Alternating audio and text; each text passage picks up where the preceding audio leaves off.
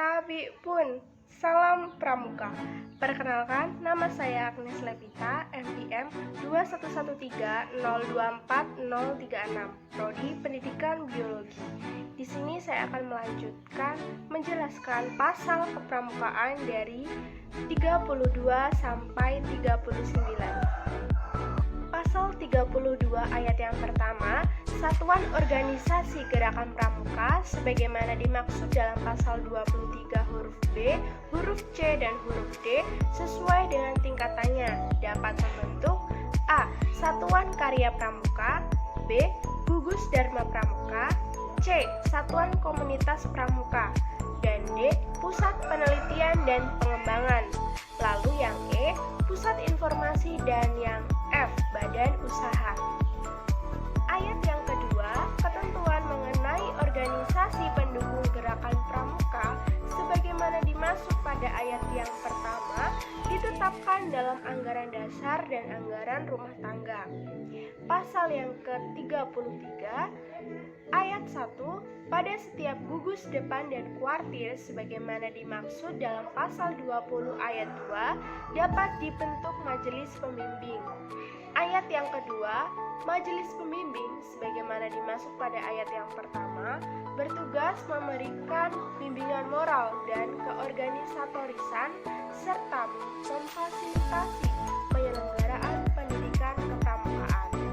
Ayat yang ketiga, majelis pembimbing sebagaimana dimaksud pada ayat yang pertama terdiri atas unsur A. Pemerintah, B. Pemerintah daerah, dan C. Tokoh masyarakat. Ayat yang keempat, majelis pembimbing dari unsur tokoh masyarakat sebagaimana dimaksud pada ayat yang pertama huruf C harus memiliki komitmen yang kuat terhadap gerakan pramuka. Pasal 34 ayat yang pertama, ketentuan lebih lanjut mengenai tugas, fungsi, tanggung jawab, susunan organisasi dan tata kerja gugus depan kuartir dan majelis pembimbing ditetapkan dalam anggaran dasar dan anggaran rumah tangga gerakan pramuka.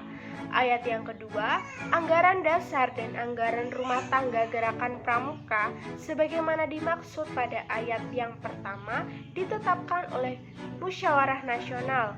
Pasal yang ke-35 ayat yang pertama, gerakan pramuka sebagaimana dimaksud dalam pasal 20 ayat yang kedua memiliki atribut berupa lambang, bendera, panji, himne, dan yang kedua, atribut gerakan pramuka sebagaimana dimaksud pada ayat yang pertama didaftarkan hak ciptanya.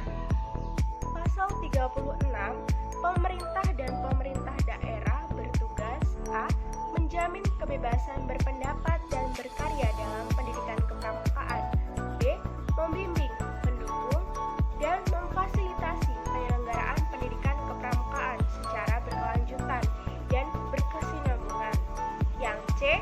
Membantu ketersediaan tenaga, dana, fasilitas yang diperlukan untuk pendidikan kepramukaan.